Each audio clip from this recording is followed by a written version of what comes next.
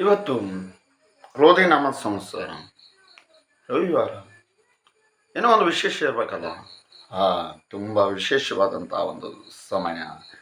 ಅಳಿಯನಿಗೆ ಅಮಾವಾಸ್ಯೆ, ಊಟದ ಸಂಭ್ರಮದ ಸುಸಂದರ್ಭ.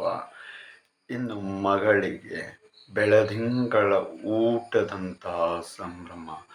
ಇನ್ನು ಮಕ್ಕಳಿಗೆ ಆಟ ಪಾಠ ಊಟದ ಸಂಭ್ರಮ. ಯೌವನದಲ್ಲಿ ಇರ್ತಕ್ಕಂಥವರಿಗೆ ಮುಂದೆ ಬರ್ತಾ ಇದಲ್ಲ, ನಾಳೆಯಿಂದ ಶ್ರಾವಣ ಮಾಸದ ಸಂಭ್ರಮ. ವಯೋವೃದ್ಧರಿಗೆ ಏಕಾದಶಿಯಾದಂತಹ ವ್ರತಗಳ ಸಂಭ್ರಮ.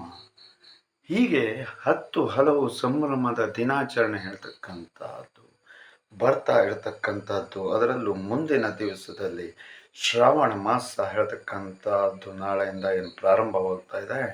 ಇದರಲ್ಲಿ ವಿಶೇಷವಾಗಿ ಲಕ್ಷ್ಮಿಯ ವ್ರತ ಆಗಿರಬಹುದು, ಸ್ವರ್ಣ ಗೌರಿ ವ್ರತ ಆಗಿರಬಹುದು, ಹೀಗೆ ಅನೇಕ ವ್ರತಗಳ ಹಬ್ಬಗಳ ಸುರಿ ಮಳೆ ಹೇಳ್ತಕ್ಕಂಥದ್ದು ಮತ್ತು ಮುಂದೆ ಬರ್ತಾ ಇದೆ ವಿಶೇಷವಾದಂತಹ ನಾಗರ ಪಂಚಮಿ ಎದುರಿನಲ್ಲಿ ಅತಿ ಶೀಘ್ರದಲ್ಲಿ ಇರತಕ್ಕಂಥದ್ದು.